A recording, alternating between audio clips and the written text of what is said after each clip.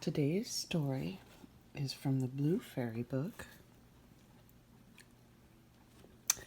and that is printed on the McLaughlin Brothers New York Press, copyright by McLaughlin Brothers New York in the time of, let's find the time,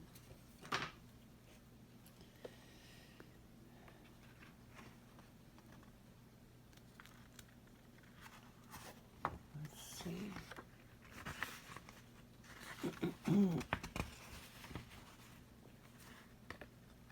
in the year of, we don't know.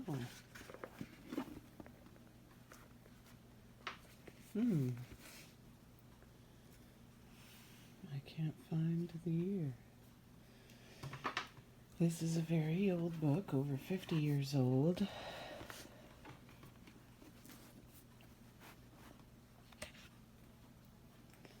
And we're going to open it to a story.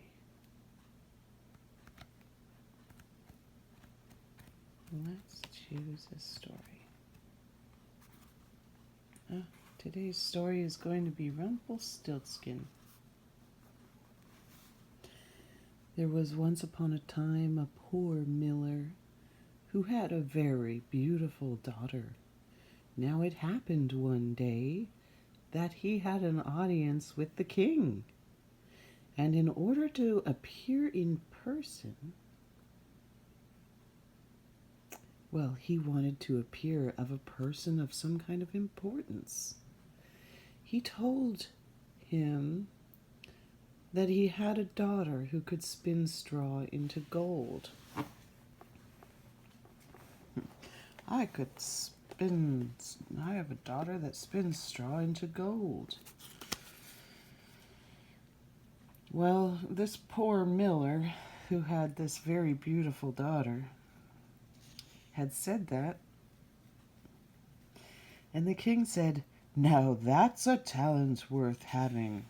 If your daughter is as clever as you say, bring her to my palace tomorrow and I'll put her to the test." When the girl was brought to him, he led her into a room full of straw, and gave her a spinning wheel and a spindle, and said, "Now set to work and spin all night till dawn, and if by that time you haven't spun the straw into gold, you will die." Then he closed the door behind him. And he left her alone inside the room. So the poor miller's daughter sat down and didn't know what in the world she was going to do. She hadn't the least idea of how to spin straw into gold, and became at least so miserable she began to cry. Suddenly the door opened, and in stepped this tiny little man who said, "Good evening, Miss Miller Maid. Why are you crying so bitterly?" "Oh," she said, "I have to spin straw into gold, and I haven't a notion how it's done." "What will you give me if I spin it for you?" asked the mannequin. "My necklace," replied the girl. The little man took the necklace, sat him down at the wheel, and whirl, whirl, whirl, the wheel went round 3 times, and the bobbin was full. Then he put on another, and whirl, whirl, whirl, the wheel went round 3 times, and the second one was full too. And so he continued till morning. When all the straw was spun away, and all the bobbins were full of gold, as soon as the sun rose, the king came, and when he perceived the gold, he was astonished and delighted, but his heart only longed for more than ever after the precious metal. He had the miller's daughter put into another room full of straw, much bigger than the first. And he bade her, if she valued her life, spin it all into gold before the following morning. The girl didn't know what to do and began to cry. The door opened just as before, and the tiny little man appeared again. "What will you give me if I spin the straw into gold for you?" "The ring from my finger," answered the girl. The mannequin took the ring and whir, whir, whir, round the spinning wheel again, and when the morning broke he had spun all the straw into glittering gold. The king was pleased beyond measure at the sight, but his greed for gold was still not satisfied, and he had the miller's daughter brought into a bigger room full of straw, and said, "You must spin all this away in the night, but if you succeed this time, you will become my wife." "She's only a miller's daughter, it's true," he thought, "but I couldn't find a richer wife than if I were to search the whole world over."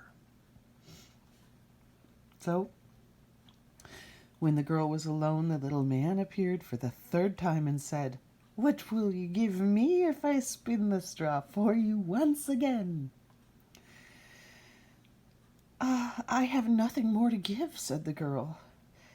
"Then promise me, when you are queen, to give me your first child." "Oh, who knows what might happen before that," thought the miller's daughter. And besides, she saw no other way out of this, so she promised the mannequin what he demanded, and he set to work once more and spun the straw into gold. When the king came in the morning and found everything as he had desired, he straightway made her his wife, and the miller's daughter became a queen.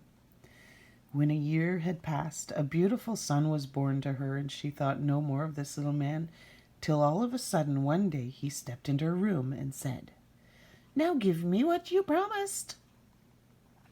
The queen was in a great state, and offered the little man all the riches in the kingdom if he would only leave her the child. But the mannequin said, "No, a living creature is dearer to me than all the treasure in the world."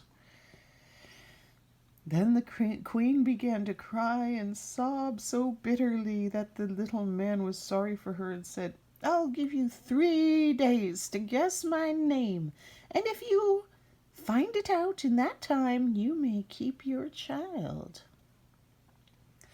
Then the queen pondered the whole night over all the names she had ever heard, and sent a messenger to scour the land and to pick up far and near any names he should come across. When the little man arrived on the following day, she began with her list: Casper, Melchior, Belshazzar, and all the other names she knew in a string, but at each one of the mannequin called out, "That's not my name."